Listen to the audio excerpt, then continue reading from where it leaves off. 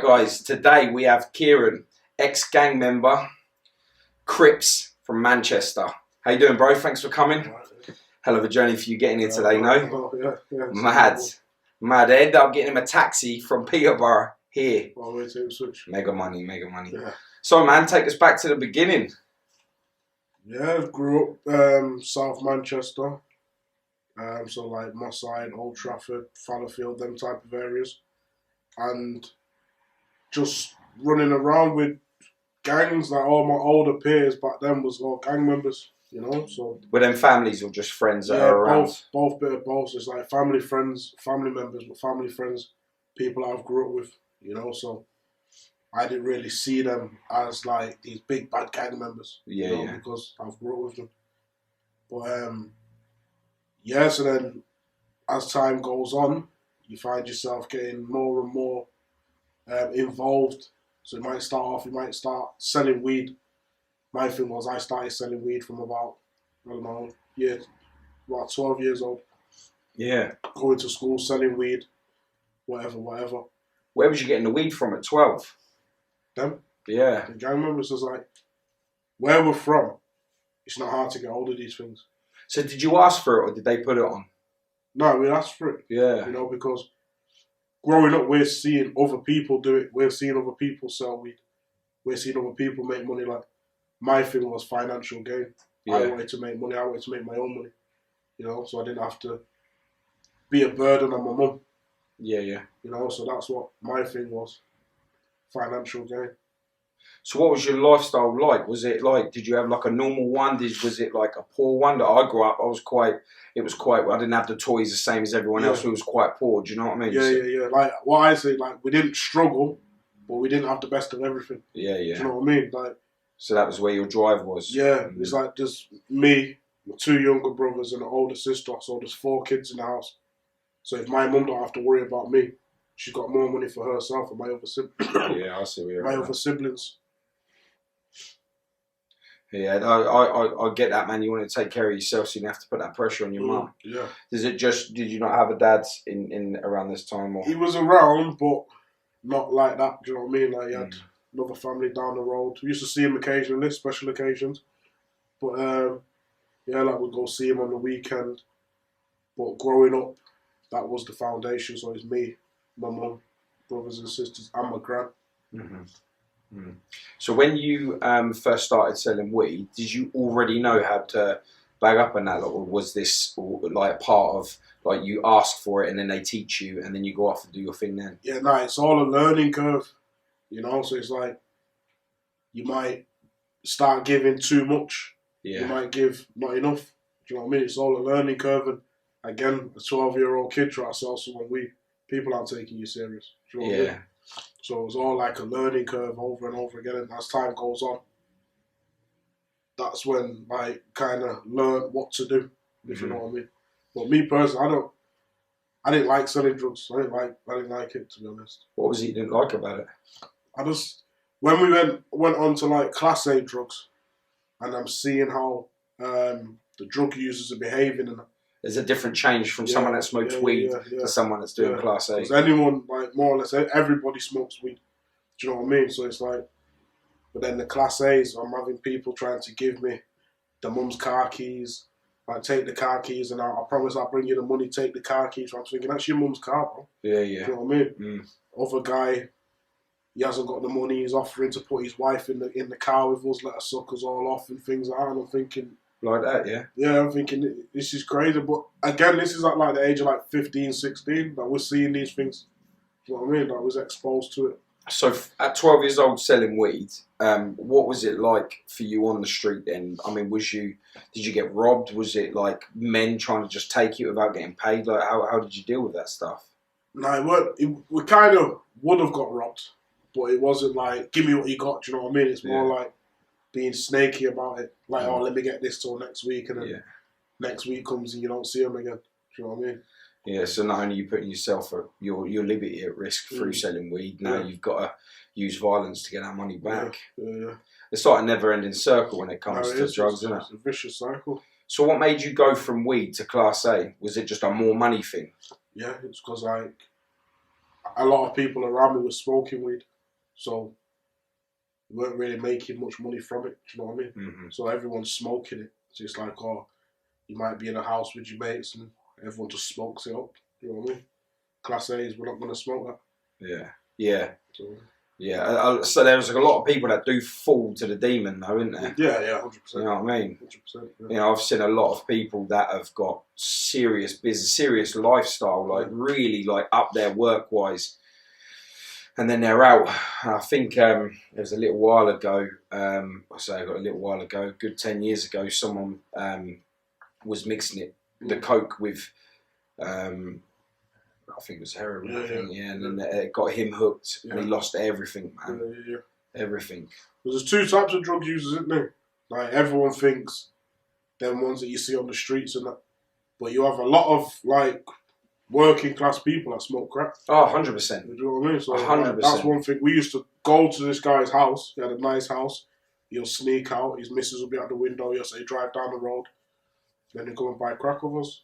How did that make your mindset go? Like, because you're selling the drugs to come up gains in life, like money wise, to a position where you're going to people with money and they're low. Yeah. How'd that flip your mind? It's mad. It's crazy. Like, a lot of things what I've seen on the streets, I just thought to myself, you know what? This ain't for me, this whole drug dealing thing. It's not for me. I've got too much of a kind heart. Do you know what I mean? Like, I start feeling sorry for people and that. You know, so, and these drug users will use that to their advantage. So I just thought, you know what, this ain't for me, this. It's not. Like, the turning point was when that guy tried to give me his mum's car. I'm thinking, mate, it's over. You know what I mean? I can't do this anymore. Through your, how long was you selling for? Probably only about a few months. Them, not the rest of my mates carried on. I didn't carry on. I just left them to it. So where did you go from this then? From selling drugs? Like, how did the whole you being a Crip member and? It's like being kids. Just be the way it was for us. Like, just being them kids. We're getting involved in all types of crazy stuff. So it's like, one day we might be selling weed. The other day we're selling crack and heroin. Another day we might be doing armed robberies. Do you know what I mean? We're driving cars. We're doing all sorts. We had our fingers in all different types of pies.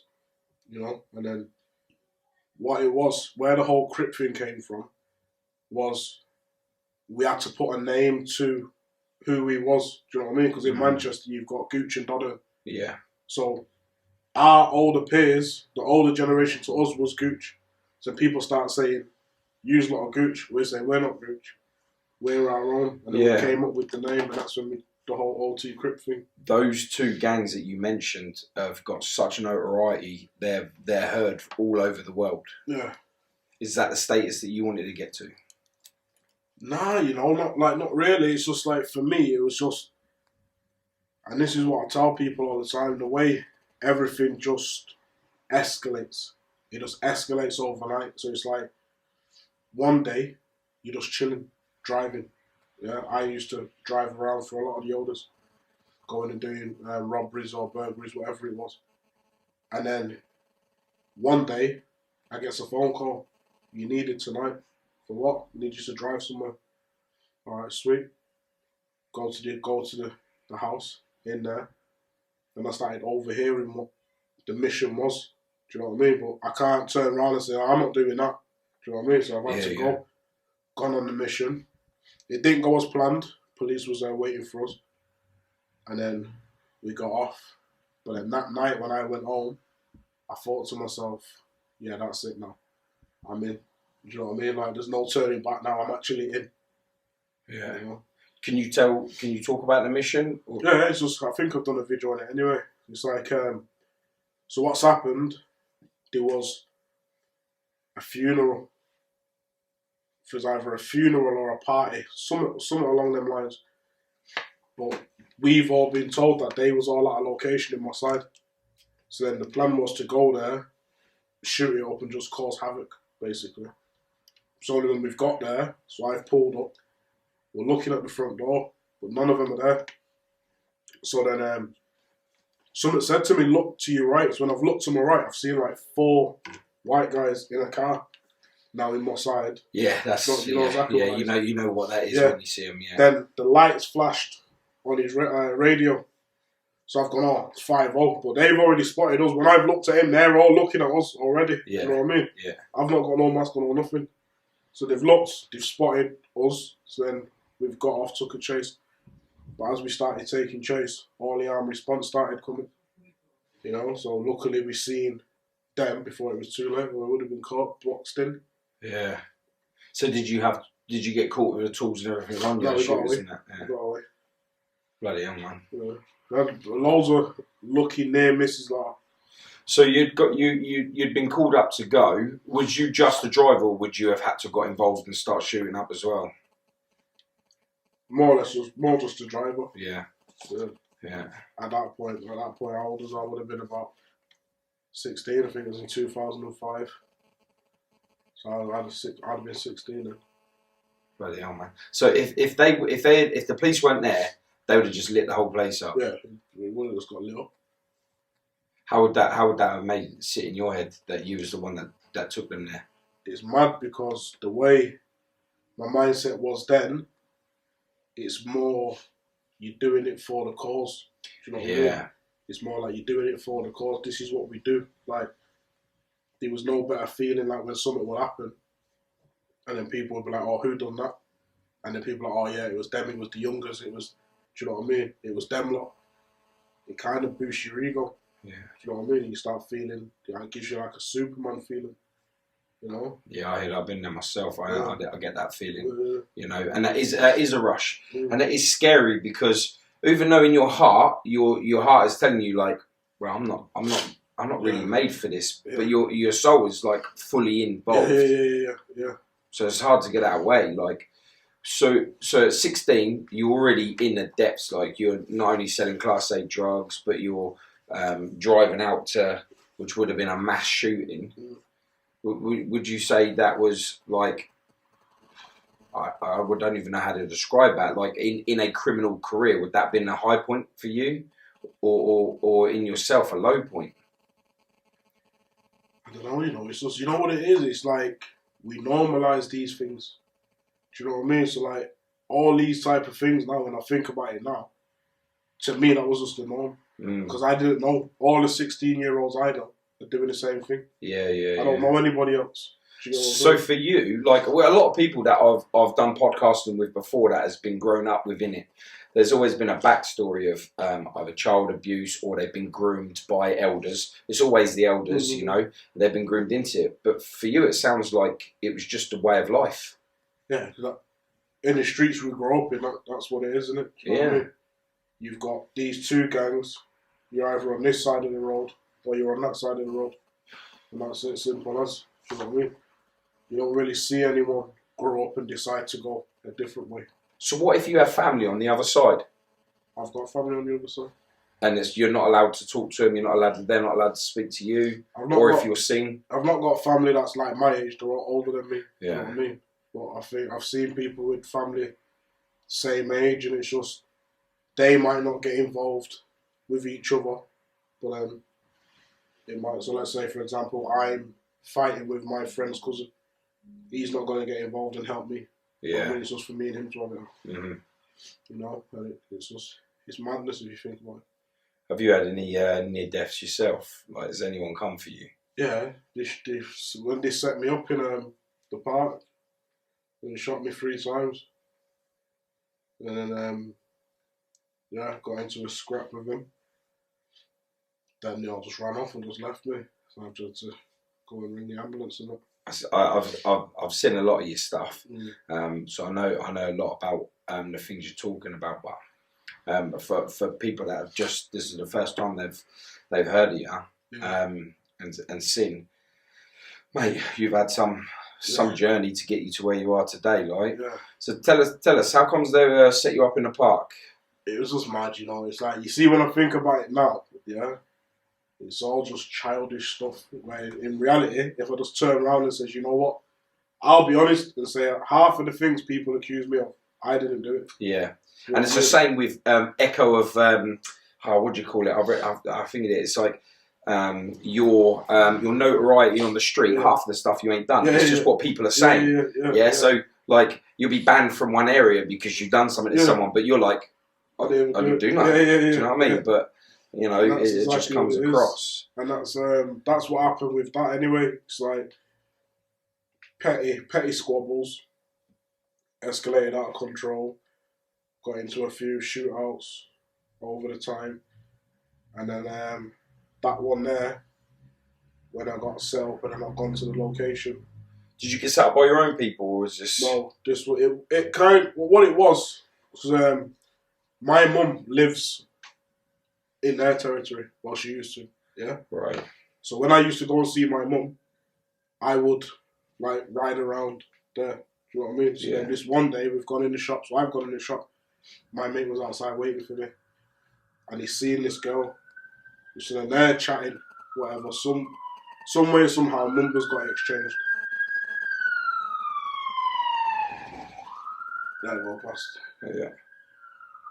Some way somehow numbers got exchanged, but then she's expecting me, you know. So he's give his number, saying that it's mine. Yeah.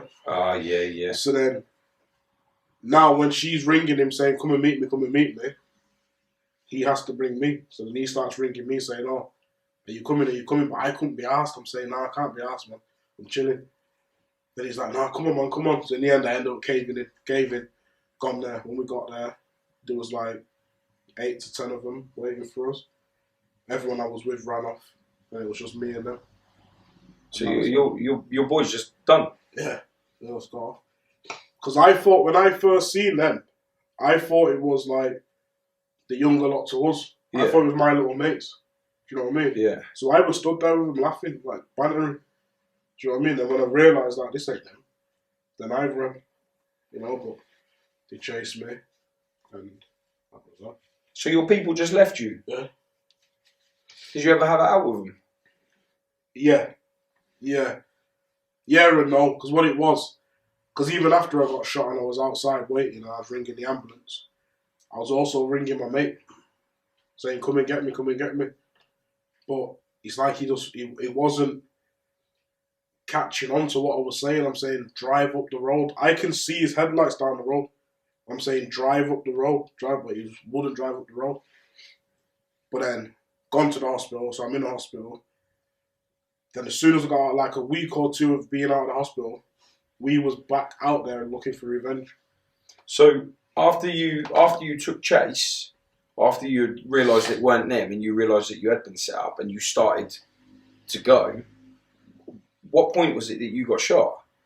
More or less straight away. As soon as I started running, I've got the one in my back here, and it came out my stomach. But then I ran into a dead end. So as I ran into a dead end, they've running with me, so I've had to run back at them. So they knew the area, right? Yeah. Yeah. I knew it. We all know it. It's our area, do you know what I mean? But what it was, with the adrenaline and everything else going, then when I've ran at them, that's when they've shot me in my leg here, but then that's hit a nerve. So I've gone flat-footed straight away. So now I'm kind of limping. And that's when they've got this one here. You probably get asked all the time, but how did that feel?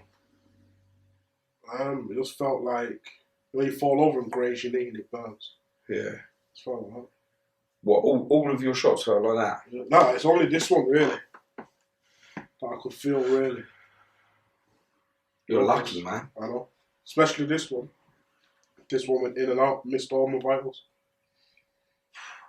Yeah. I couldn't even imagine what was going through your head at this point. Survival.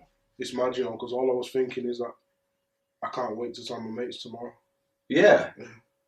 Man, that's sounding Maui. It's mad. It's like a badge of honour for me, innit? Of course. No, sorry. I think back to myself, I make myself laugh. I think, what the hell was wrong with you? How old were you at this point? 17. 17 when you got shot 3 times. Yeah.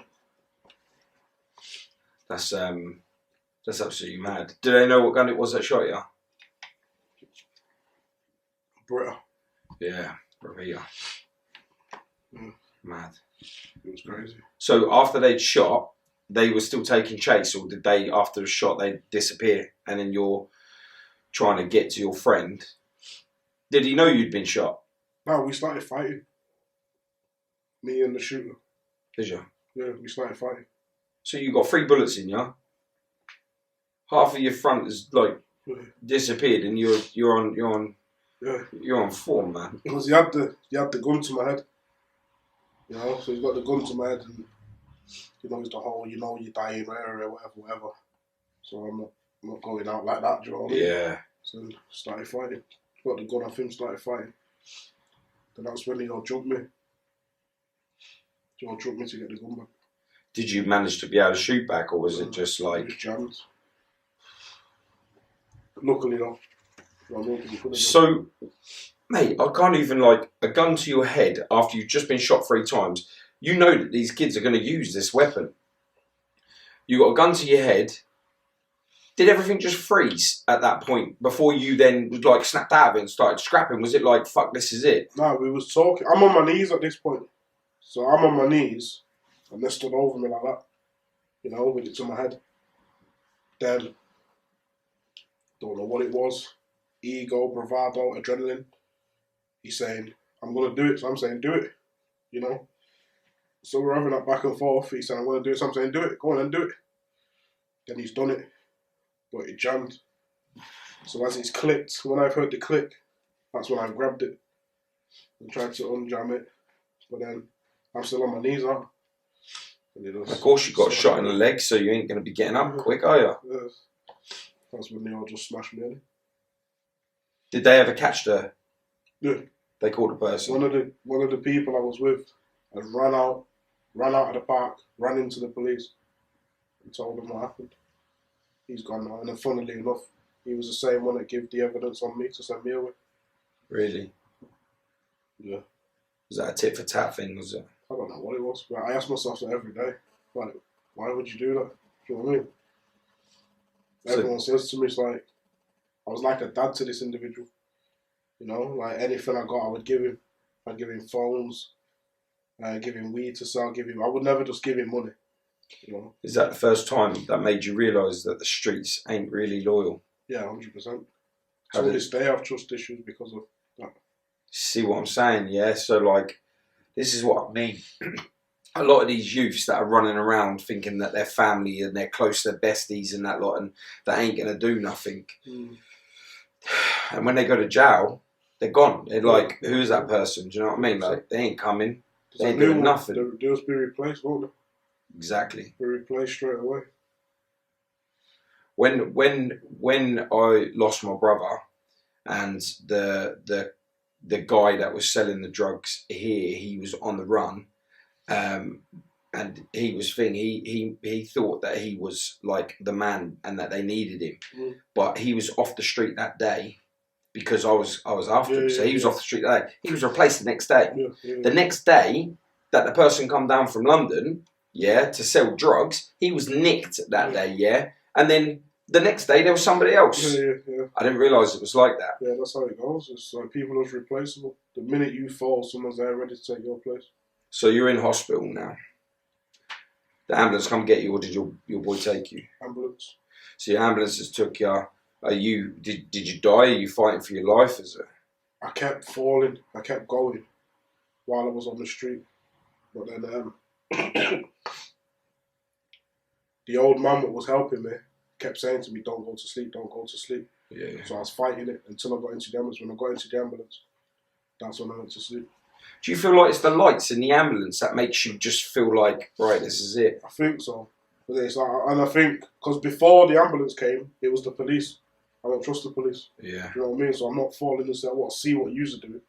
But then when the ambulance comes, it's almost like I trusted them. Yeah, it's like your mum's coming to see you. You know what I mean? Like, you've got that sort of, like, they're here to help. They're not here to give me no grief, nothing. Yeah, I get that. So then that's when I fell asleep, woke up in a trauma unit. Have you still got did they keep the bullets? Have you still got them? All of them. These two was in and out. They took that one out. I didn't get to keep them.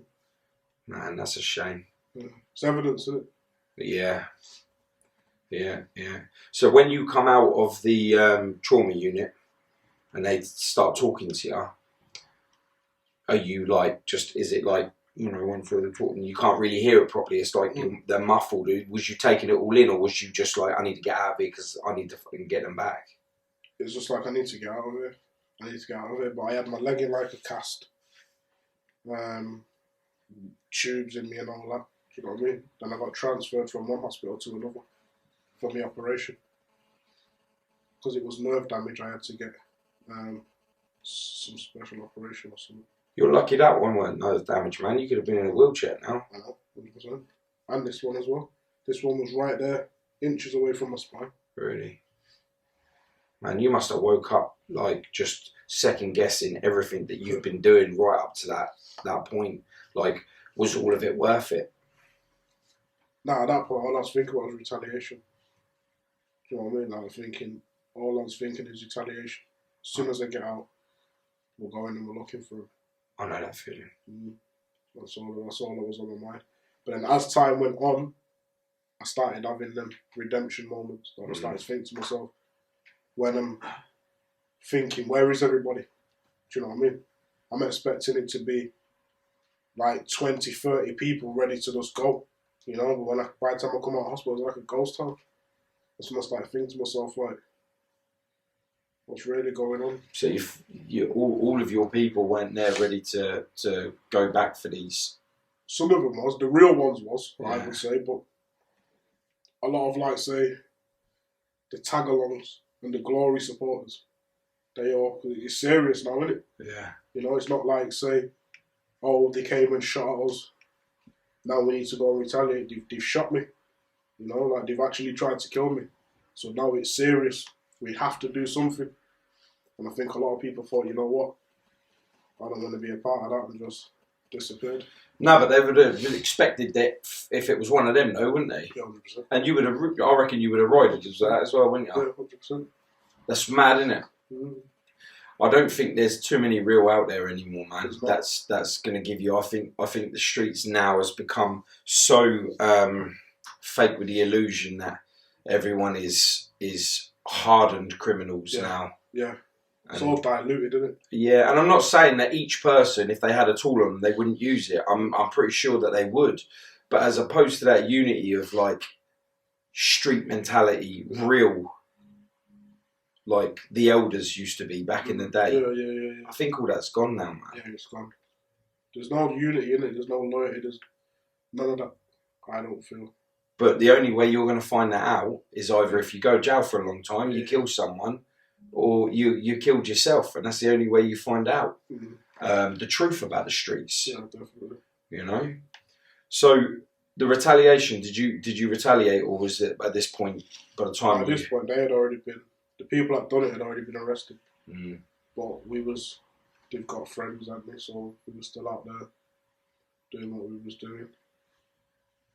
And a few months later, anyway, I was in jail myself. In the same jail? No, actually, I did go to the same jail that he was in. I was there for about a week. Then they got on to it and shipped me out. Yeah. Was you on the same wing, was you? Or was it? Yeah. No. So what did you end up going to jail for? Shooting, so conspiracy to murder, and attempted murder. Really, it's just attempted murder. But the conspiracy of it. What did you get for that? 12-year IPP. Really? So you're still on licence now? Yeah. You know, and what people don't understand about that on licence now is you could literally be driving your car, someone bib at you, you lose your temper, that's it, bang in jail. 100%. You could be having an argument with your mum and the neighbour called the police. That's as soon as you get arrested, they're gonna start looking to recall you. And the life licence is they can recall you for the rest of your life. You got that emergency recall procedures, haven't you? So you go straight to prison from the police station. Do you know what I mean? Yeah.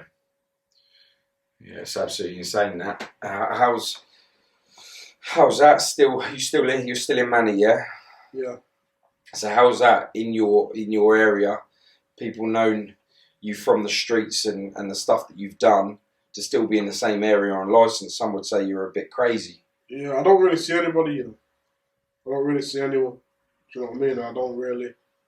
I've been to like say a handful of events, you know, where people from a past life have been. But other than that, I don't really socialise in them circles. Do they recognise what you're doing now, and then just respect you for it, or is it just like you left us? It's a bit of both, innit? I think the hate comes from jealousy. Mm-hmm. Do you know what I mean? There's a lot of it. Yeah, it's like certain people might put in a Snapchat story. Oh, why is he talking about this and that and rare, and he's going on like he's bad, he's not bad, and all that rubbish. But I think that comes from jealousy. Yeah, bro, I'll tell you, it's so easy to be bad. It's so hard being good because the people that are bad and they want to be good and they can't be, they're the ones that are your biggest problem. Yeah. They're your biggest problem because they want what you've got and they can't get it. And no matter what money you've got, it doesn't matter what your reputation is, if you can't be good, you can't have what I've got. Yeah, 100%. You understand? So that is to be able to do what you've done, go from conspiracy to murders and class A drugs and mass shootings at such a young age, being shot, being on the opposite end, to changing your life the way that you have, you definitely have to want that. Yeah. And I feel like from when you were saying like all of the stuff that you was doing, your heart's not really in it to do it. I can see your whole life that you have wanted to be who you are today. It's just money. Do you know what I mean? It's just that financial gain. Like nowadays, it's cool, isn't it? Like the kids can get paid from social media or whatever else, but back in like our day, you had to wait till you was like 16 to be able to get a job. Yeah. Do you know what I mean? Yeah. We're on the streets from like 11 years old. That's a long time. Like the 5 years, that's a long time. You know, and you're watching other people, year or two older than yourself, making good money. Mm-hmm.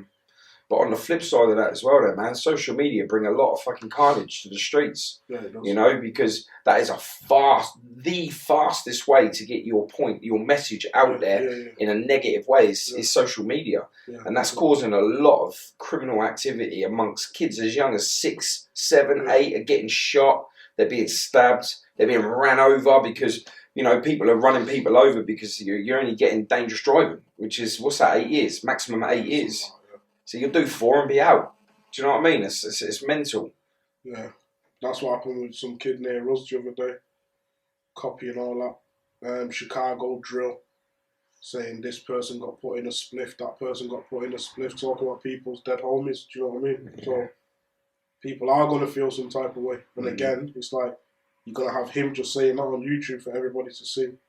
And the users aren't doing anything. So then they've caught him, chopped him up with a machete.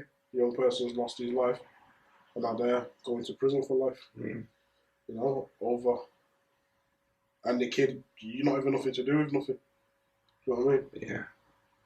But the thing is, what is the UK going to do though, man? Because you say like in America, like, you know, you've got the Crips and out in America, which you know this anyway, but like they've got prisons big enough to be able to store everybody. So what's the UK going to do when the facility's full? Because that's what's going to happen.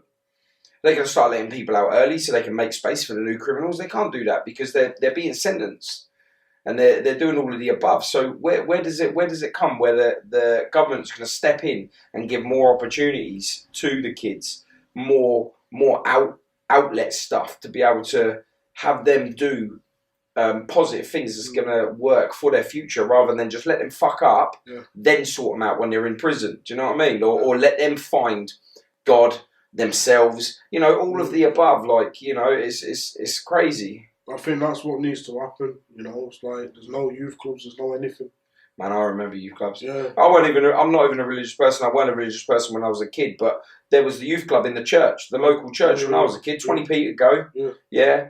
And you'd be there, they had pool table, ping pong table, they had like tuck, had it all. And that was only once a week. But if we was naughty, our parents wouldn't let us go. You know what I mean? So we was covert naughty, So it was just like little naughty, like knock and run and stuff like that, you know. But then when they took that youth club away because they couldn't afford to staff it, man, that's when all the big stuff started happening.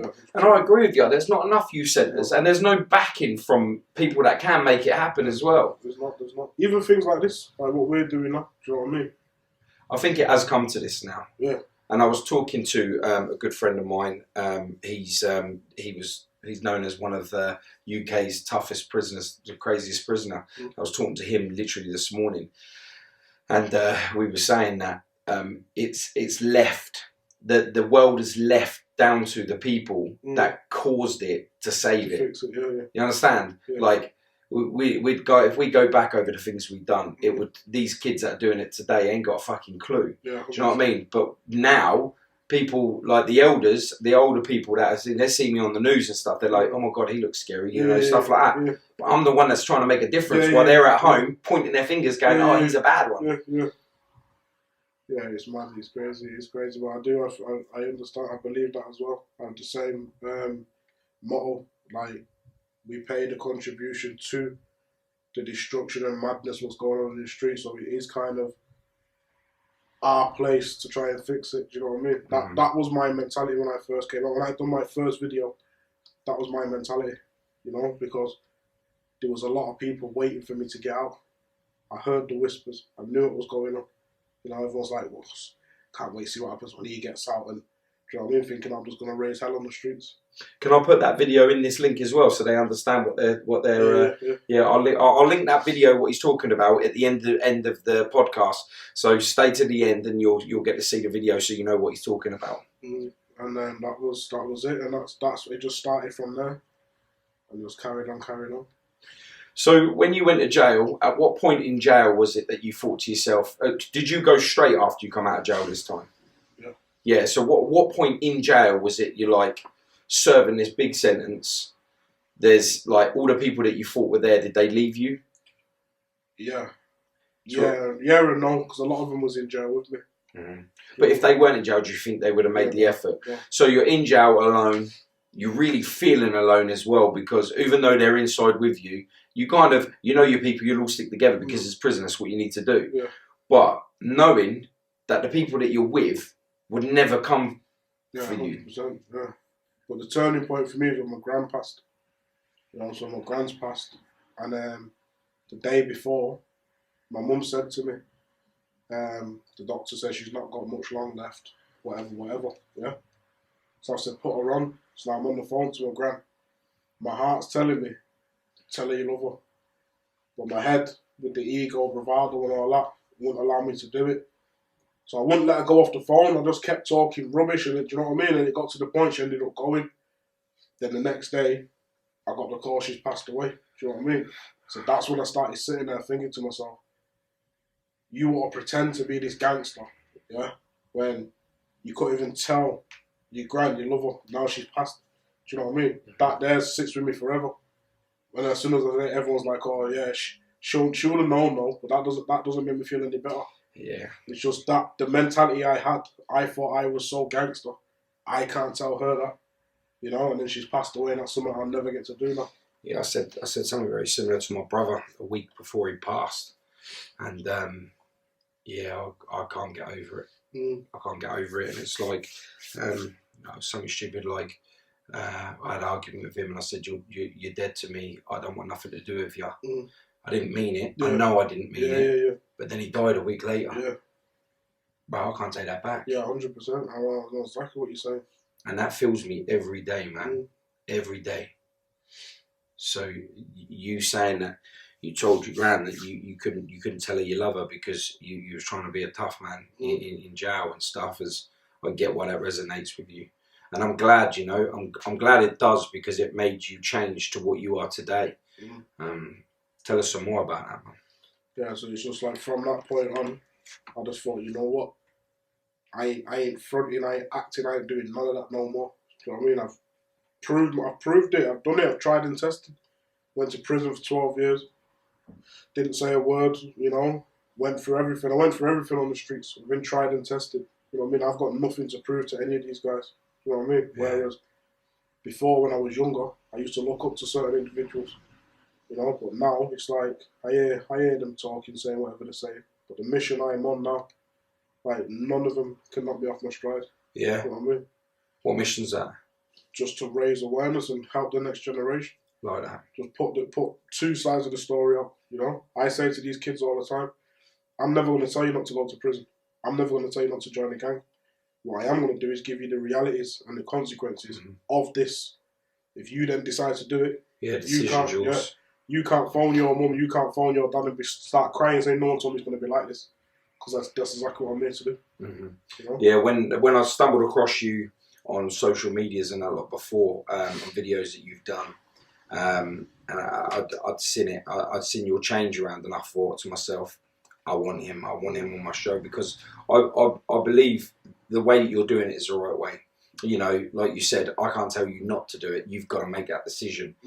You telling them, like you are today, they can only either wake up or go to jail or go to the funeral home. Yeah. Because that's all that the streets are offering now. Yeah, 100%. Life in prison or dead. It's so easy to get life in prison. It's so easy to just lose your life. It's so easy. You know, could happen in the space of like 20, 15 seconds. The thing is, nowadays as well, it's not like us. Like, when we were coming up, it was the elders. Like, if we stepped out, the elders come and deal with it. You kind of know what you're dealing with. Now, it's the young'uns.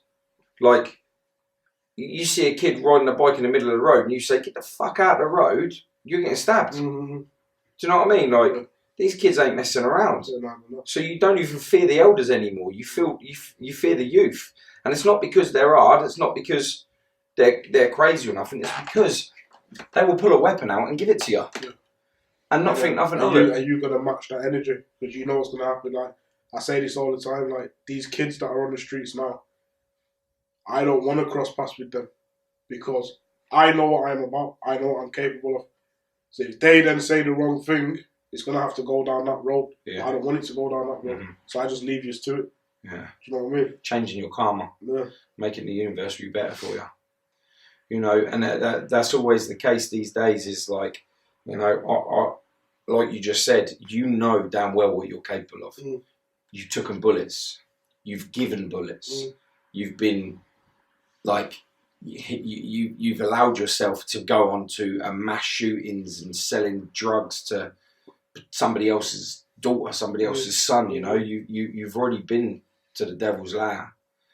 To come out of it, you know that it's easy to go back there. Yeah, 100%. You know, so when these people are testing you, and I'm sure you get tested a lot, it's so hard not to just snap and go for it.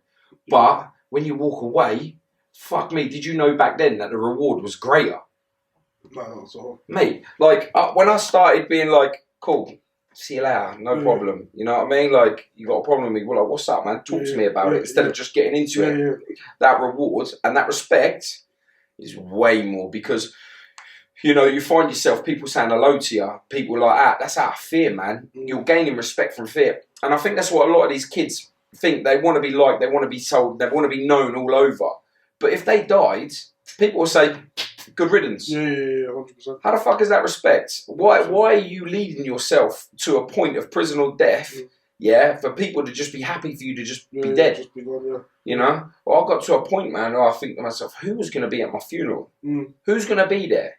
You know what I mean? Because the way I was going, people were going to be like, do you know what I mean? Like, well done, good, he deserves to go. Yeah.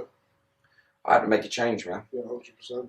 And you, like all the other people I've had on the podcast, the change that we're making will make a difference. It might not be now, but I hope that we're going to be wherever we are after this, looking down, looking up, whatever, and see the change that we've made. Yeah, 100%. You know? So where do you go to do all this stuff? I go everywhere. I'm with this charity, St. Giles Trust. They hire mentors and facilitators with lived experience. So we just used our lived experience to reach these young people. We use our lived experience to speak to professionals like social workers and everything else. I had this social worker in Bath Spa. She rang me one time on a Sunday afternoon, thinking, what are you ringing on a Sunday for? She's like, I just watched your Sean Atwood podcast, and it made me think different about a lot of these young people that I'm working with. So my work here is done. Do you know what I mean? It shows that it's working. Mate, you're getting viewed. Yeah. You're getting viewed and your message is getting seen. And the thing that I like about all of our individual stories, we might have all lived different styles of life, but our mission, all of us, our missions are all the same. Yeah, 100%. Yours, mine, Anthony Roberts, Tony Giles, Marvin Herbert, all our missions are all all criminals, all ex-cons that have served time either in a mental institution, prison, are all making a difference now. And you're a part of that. I've got nothing but respect for you for that. Yeah. That's mad as well, though, because without all this, we would never have crossed paths. Do you know what I mean? So that's another thing that we have to give thanks for. Everyone's on the same mission, so we happen to cross paths. And it makes the message even stronger. Yeah, and I hope to do more things with you in the future. Like, you know, we're at any events going on, come down, be a speaker, like, or anything like that. It'd be absolutely amazing. Definitely. I can see that you ain't never going to give up on this mission, and that makes me happy for all the generations, because, you know, if you're, and this is what I don't get with social media. The good thing is about social media is you're making a difference in Manchester and around your areas and stuff. I'm doing it here. Marvin's doing it in his place. Sean Apple's doing it in his place. You know, and because of that, we're changing it. Yeah. We're changing it. So the message that those kids that we that are changing, they could have been out there putting it on social media for someone down in Cornwall, you know, like where it's starting to get bad. Someone in Wales is starting to seeing it, but because you made a change in Manchester, it does affect people here too. Because the social media, don't matter where you are in the world, you're at my fingertips. Yeah. So I'm witnessing all that lot. Definitely. So where's it for you now? Like, where are you now? What's the next step for you? Someone asked me that the other day, you know, and I don't even know. I just keep going. Do you know what I mean? Whatever comes. Like, keep doing, like, keep linking up with people like yourself. Keep pushing the message and just building a team and just getting more active and more presence and all these type of things. Just keep pushing, keep going. Like you said, just not giving up. Yeah, good. I like that. The other thing is as well, like you took on the name the Crips. Did anyone ever reach out to you from America? No, I don't think they take it. Like, since I've started saying it now, a lot of people don't take it serious. But that's in the past life anyway, so I'm just leaving to it. Yeah. People always don't have an opinion on it. Is the crew still running? You're just not part of it? Not Old Trafford, but you've got the Rush Home Crips now. Do you know what I mean? Yeah. That's a whole different gang from a different area, but it's still that whole Crips thing. They're still wearing the blue bandanas. They're still claiming to be Crips. How does that make you feel? This is why I do what I'm doing. You know what I'm saying? Like, because you might still see me with a blue bandana, but I'm not an active gang member. Yeah. Do you know what I mean? It's just something like even True Blue, and it comes from the blue bandana. So True Blue, where's this come from? Your bandana, what are you doing with this? This is my brand, so True Blue.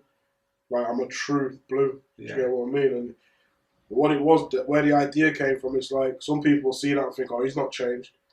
But it's like, I started something on a path of destruction. Yeah, so you see if we can turn that round now. Yeah, the movement. Turn it into something positive. Yeah. Do you know what I mean? Yeah, I like that. That's the aim. Like, a lot of people won't understand it. No, they will definitely not understand that, but I get it. Yeah. I get it because I can see what you're doing. You created a beast, and now you want to turn that and flip that round. Tame the beast. Yeah. Because it was your baby. Yeah, exactly it. That's exactly it. And you've got to change that narrative, and I see why you're doing it. Yeah. So, what, people can buy this stuff, can they? Yeah, I've got, when I get more printed up, and I just got a few printed a few months back and just, knocked them out a bit and whatever else. Just kept a few for myself, like my videos and whatever else. Yeah, good man. I made a decision when I was in prison. I said to myself, I'm not going to get out and wear all that flashy stuff until I've made it. I'm going to make my own little brand. Just wear that. Yeah. You know what I mean? Yeah. That was my aim. Yeah, I like that. That's good. I like that you've done that, because I think it's so easy to get lost in a bravado of, like, when you're wearing something expensive and nice. Yeah, because you start wearing it and then you do start massaging your ego and you start feeling like you slip. So that's clever what you done. Took away all that necessity that made you drive to where you was before, when you was causing all that problem, to now having, like, right, I know what's causing me this problem. I'm taking it all away. Good for you, man. Good for you. So if anyone wanted to contact you for help, or they want to talk to you about, you know, how do they get out of the lifestyle and that? Like, how would they do that? Instagram, YouTube. So K the PT19 on Instagram and on Snapchat and TikTok. True Blue ENT on YouTube and on Instagram as well. Like I'm all over social media. I'll get all the links and that lot put in here. Yeah, no problem. And that's another thing I would say. Like, don't like feel any way about contacting me. Like, don't hesitate to contact me because this is kind of what I'm here for. Do you know what I mean? Like, I have people contacting me all the time asking me for help, whoever it is. Can I get them a job? Just advice or, you know, I don't feel no way. How do you go about when they're contacting you? What is it you say to them when they say, "Look, I've had enough of this lifestyle. I've done this. I need to get out." What would be your step process? I just talk to them a minute. I just say, like, don't rush nothing. You know, like, I can't sit here and tell you to change. You have to want to change. Do you know what I mean? Yeah. And you know that, like you said, me talking to you, like, if I was full of shit, you would know I was full of shit. Yeah. You know what I mean? So sometimes I think people just contact me maybe because a new podcast has come out, or do you know what I mean? But I feel some people are actually genuine. Mm-hmm. And at first, I will be a bit hesitant. Then you see if that person keeps contacting me. Yeah. I know that you're serious about what you're saying. Yeah. You know?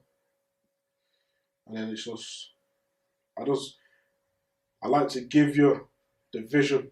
You have to do it. I'm not going to do it for you. 100%. So anyone that wants to come off drugs or, you know, drink or anything like that, you can't just go to rehab and then come out and be cured. You have to want it. The want is 100%. I never understood that until after I lost my brother.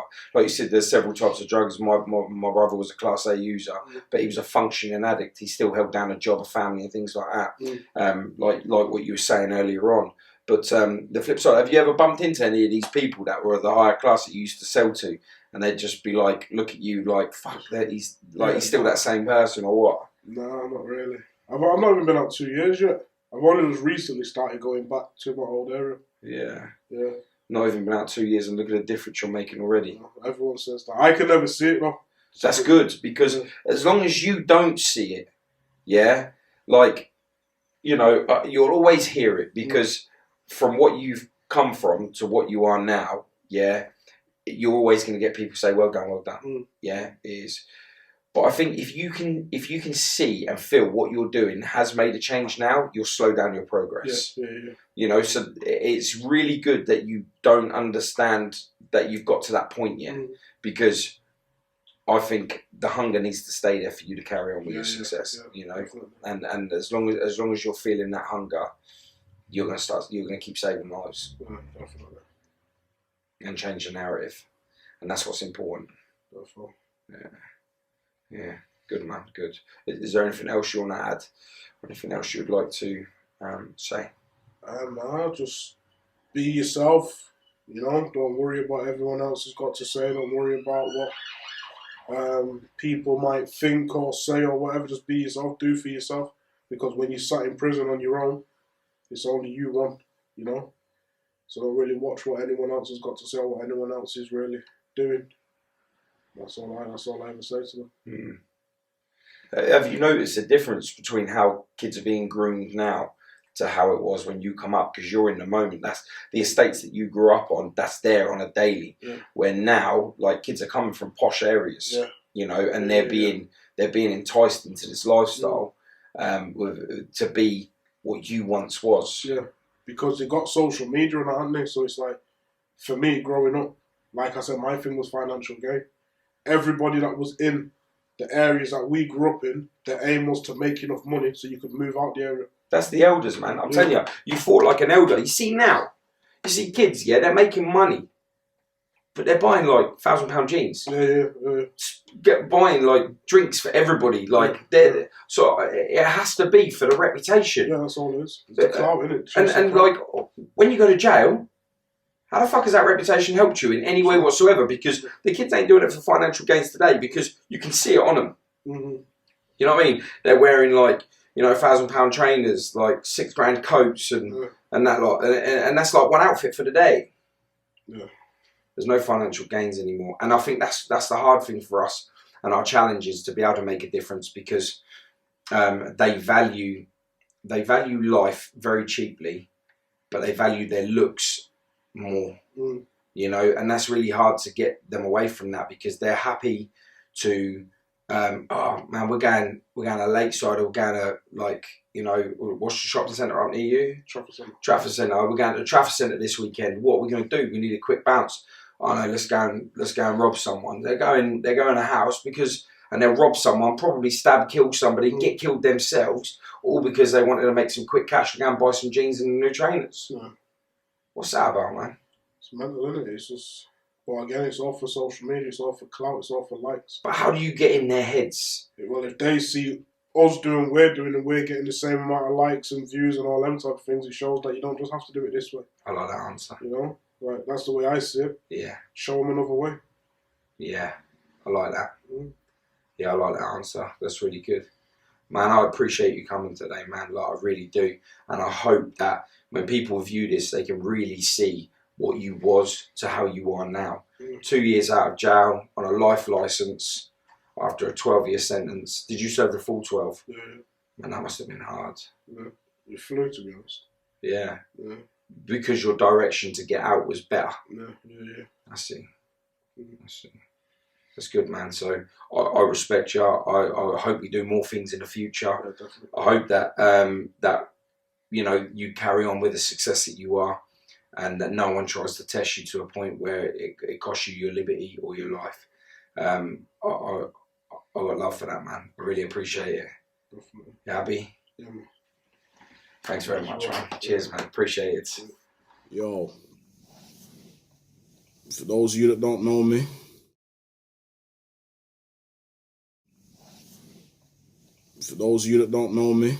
I'm K Proverbs. Somebody asked me to make a video of like my journey, you know, and everything I've been through in my life, from the streets to jail, to back out of jail, to trying to turn my life around. At first I was thinking, nah, fuck that. Because I used to watch these programs and see these men on the TV talking about gangs in prison and all that. Then I used to just think to myself, like, you're just lying, you're just acting up for the camera and that. But now that I'm out here and I can see the way the streets are, like, I thought, you know what, why not, man, fuck it. So I just said to them, send me through a few questions and that you want me to talk about, a few topics you want me to raise within the video. So they did, so here we are. For those of you that don't know me, like I said, K Proverbs, originally from Manchester. So what I do, alright, let's do this. My plan of action is to be like a motivator for people. I'm a qualified personal trainer. So my end goal is to be like a personal trainer, but at the same time, I want to be like a motivator for people on the streets that are thinking about living a life of crime. Do you know what I mean? So if all goes well, hopefully I can have like a channel where people holler me and ask me questions and that, and any issues you got. It's all about, you know, wanting to make the change. Like, don't bother shouting me if you're not trying to make the change. Don't bother shouting me if all you want to do is chat. You understand what I'm saying? So anyway, thing is, like I said, grew up South Manchester. You understand what I'm saying? We used to roll with gangs in that well-known gang within South Manchester. As time went on, me and a few of my mates, we wanted to like break away from that gang. So then we formed our own gang. You know, then wanted to raise havoc on the streets. We actually did raise havoc on the streets for a while. Then a short time after, the police done a swoop and locked everybody up. I got locked up for 12 years.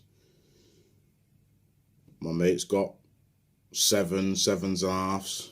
Some of them got life. But everybody done like 10 years behind the door. Do you know what I mean? So if that's not motivation enough to stay away from gangs, cause it's not worth it. People are going to prison.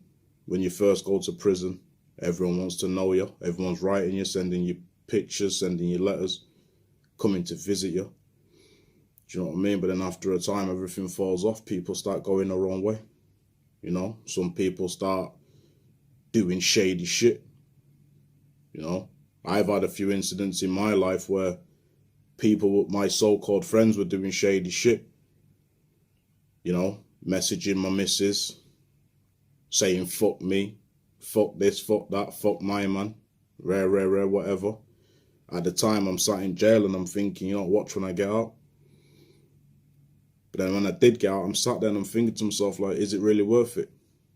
Still in my relationship, still got my partner, still making moves, still making plans. Do you know what I mean? So, realistically, what's the point? Do you know what I mean? Might as well just leave them to it. Let them do what they're doing. You know, no love lost. Now I've just seen you for the person that you really are. Do you know what I mean? So, I'm not really losing within that situation because you've just showed me who you are. Not everybody that knows me knows how loyal I was to my friends and to what we used to do. Do you know what I mean? I ended up in prison for other people's beef, wanting to be the big man, jumping on the bandwagon to protect my so-called friends. 6 years down the line, 7 years down the line, these same friends, I'm not hearing from them. Do you know what I mean? So you have to sit there and think to yourself, like, what the fuck was it all about? Do you know what I mean? But anyway, that's that done. As I said, no love lost. I still chat to them. You know, everything's cool. But just know that I know what's going on. You know what's going on. But it's water under the bridge, innit? I'm still winning. So yeah, as I said, in prison, ended up getting back in contact with an old crush, should we say? Do you know what I mean? So a girl that I knew from school, we ended up getting back together while I was in prison. You know, at first it was a bit rocky, should we say, but then after time we used to understand to learn each other's wants and needs from the situation. So when you start to grow up and you realise what you want from life, you can make it happen, innit? At first, anyone that's been to prison, you know what it is. It's like you're just talking to people, you're thinking, you know what, this ain't gonna last. So you're just kind of doing what you're doing. But then as time goes on, you start to realise that, you know what, it's time to be settling down. Man can't get out of jail and be doing them same things man was doing as before. You understand what I'm saying? So man kind of just have to switch it up on them. And another thing, it's my relationship and all the things that I've been through. That's my motivation right now to make it. Do you know what I mean? I need to be in a position where I can provide for my family. I need to be in a position where I can show everybody around that even though you've been to prison and you've got such a dark past, that's not it, G. That's not it. Like, you can still move on from that. You understand what I'm saying? I've had experiences where I got out of jail. I think I've been out of jail about 6 weeks now. First week I got out, I'm applying for jobs, going to this gym, that gym, trying to do the personal trainer thing. That's not working out. Trying to apply for warehouse jobs. That's not working out. The minute you tell people that you come out of jail, they're just looking at you like you're a madman. Like, no, forget that. I must have had a job interview with an agency. I'm chatting to the guy, everything's going well, got my ID, everything, I'm in there. My man turns around to me and says, oh, so if you're working a night shift, could you make it to this place at that time? So I'm saying, yeah, I could do that. No problem with working nights. My man's like, all right. I said, there's one thing though. I'm going to have to ask my probation because right now I'm on curfew. Mum was like, curfew? Why? What have you done? I said, right, I'm just fresh out of jail. Conspiracy to murder, attempted murder. My man just said, no, you know what? This ain't going to work out. It ain't going to work out. No one's going to bother with you.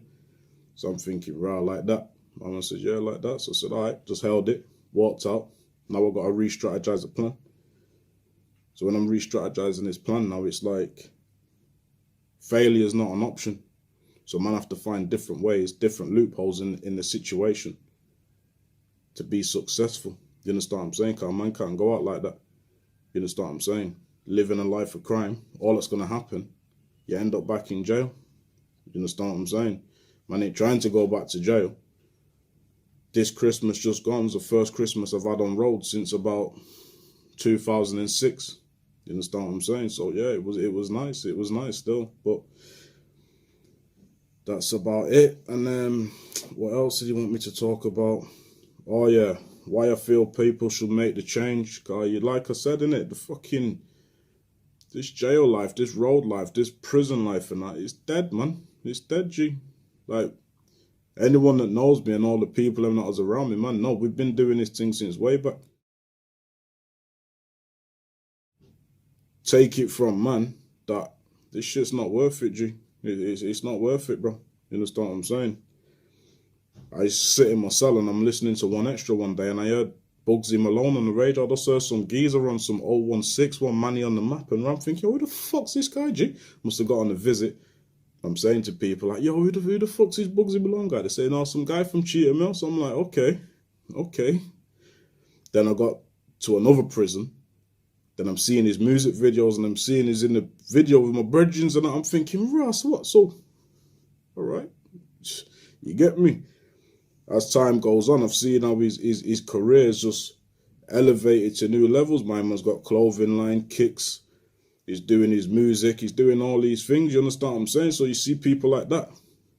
These are positive role models to show that my man's been through that life where jail, whatever, doing this, doing that. You understand what I'm saying? Doing whatever he has to do to stack some peas and that. But look how my man's changed his life around, G. You understand what I'm saying? My man could still be on the streets now doing what he's doing, but he's made it. You understand what I'm saying? And the reason why he's made it, because he didn't give up. He didn't give up. Even when people are talking about his past, how he went to prison and went to that, my man turned his story into something positive. You understand what I'm saying? It all depends how you're listening to the music.